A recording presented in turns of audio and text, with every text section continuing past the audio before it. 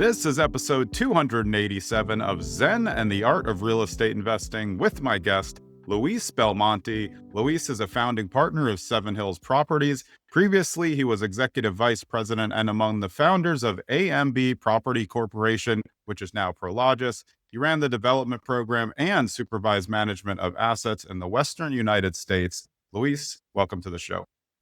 Thank you. Happy to be here. Yeah, I'm excited to talk to you and get your experience. And I know this, so I want to start there with you. What was real estate like before the internet? Because I found it to be a little bit different. I feel like things have changed a lot, at least from how I grew up with my dad looking at properties and not being able to see them all online. Well, the obvious difference is that you had to absolutely walk and talk and put your hand on it because you couldn't see it online. You couldn't see it on Google Earth. I think the biggest turning point was the invention of the personal computer, which allowed people to run IRRs and sensitivity analysis, and that cut profit margins dramatically. When you were working the back of the napkin and doing it by hand on a 14-column spreadsheet, you didn't do a sensitivity analysis. And when I was first doing deals, I bought little apartment buildings in San Francisco, and my criterion was that once I did my lipstick on the pig, cleanup, paint, carpet, appliances, I had to be generating enough cash flow to buy the next deal in 2 years. And we had a concept called spendable, and that was the amount of money that ended up in your hand after everything was said and done, and you'd set aside a little for capital improvements. And all of those things went away, and we started doing IRR, which in my view is a wild-ass guess because the two variables that you have in the IRR, which is the growth rate and the exit cap, are complete guesswork. Right. We've turned something that's supposed to be a great precision, and we've completely buffaloed ourselves because I've never seen an IRR analysis that showed a loss, and ever. And so we have sold our soul to technology, and as a result, a lot of dumb deals got done. But that's just the old geezer talking. When you were newer to real estate in the business, how did you figure out who was going to be trustworthy and who wasn't? Because it does take a while, and even when you think you know, you can be wrong. Well, let's just say I made some mistakes. I got burned a few times, but if you walk and talk to people who have done business with the person you're proposing to do business with or the institution you're proposing to do business with, and after a while you get a nose for it, you can sense that somebody's interested in properly serving the people who are putting up the money to do the deals and those who aren't. And interestingly enough, when I started doing deals in Mexico, I had a sidekick with me who spoke Spanish, but we never told anybody he spoke Spanish. So when people were talking to each other in Spanish, they didn't realize that we were eavesdropping.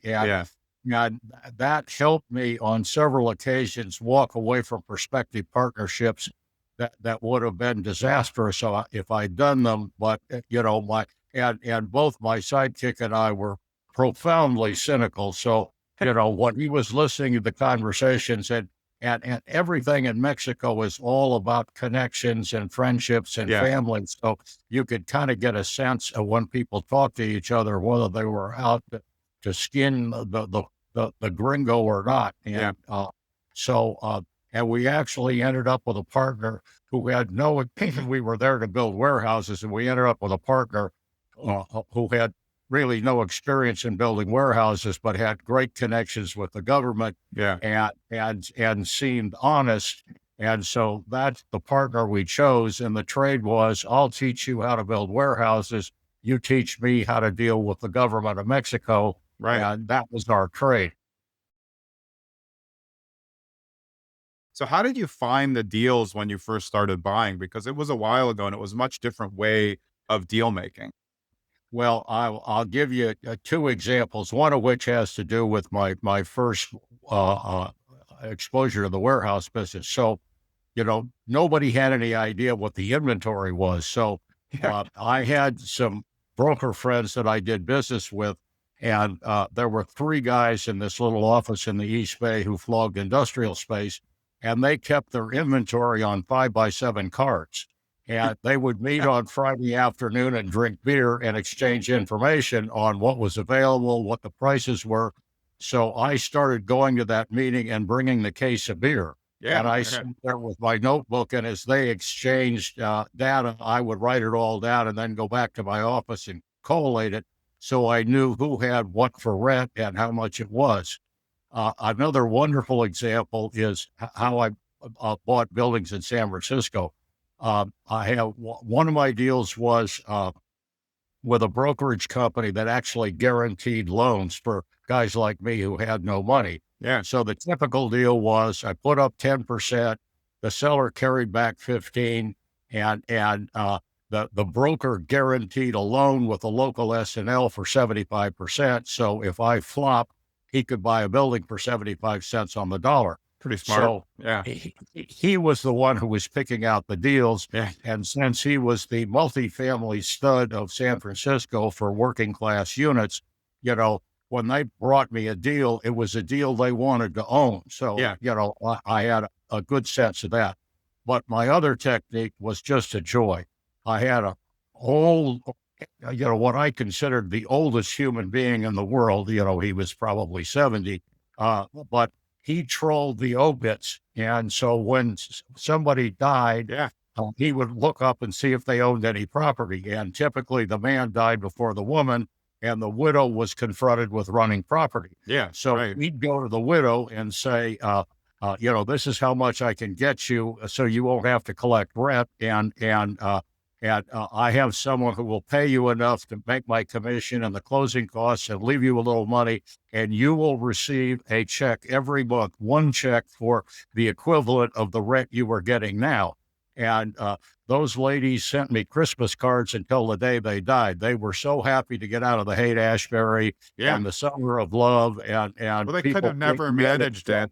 Yeah. and rent strikes and drug deals and candle making and all that stuff. Yeah. So I bought 3 buildings in the Haight-Ashbury for good prices, and I sent a check every month to the widows, and they were big happy.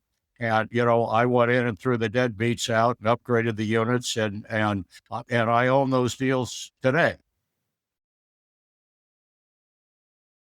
If you were going to counsel someone, if someone came to you now and said, "What's the best asset class to create long-term wealth?" What do you think it is based on your experience? You've been in almost all the asset classes. I would say, number one, what rings your bell? Mm. What I don't like office space because it's a taste business, what the boss likes and Yeah. all that. And I found out I don't belong in the taste business. I belong in the shallow end of the gene pool. Be the low cost producer. My nickname when I was flogging space was Lowball Louie.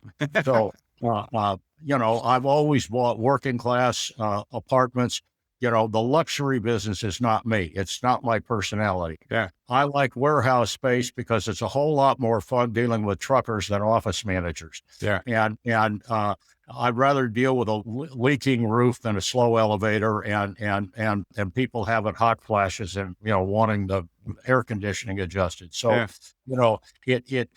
it's where you feel good. And so number one, don't get into the real estate business if you're unwilling to unplug a toilet or stand on the doorstep to collect rent. So Yeah. just Yeah.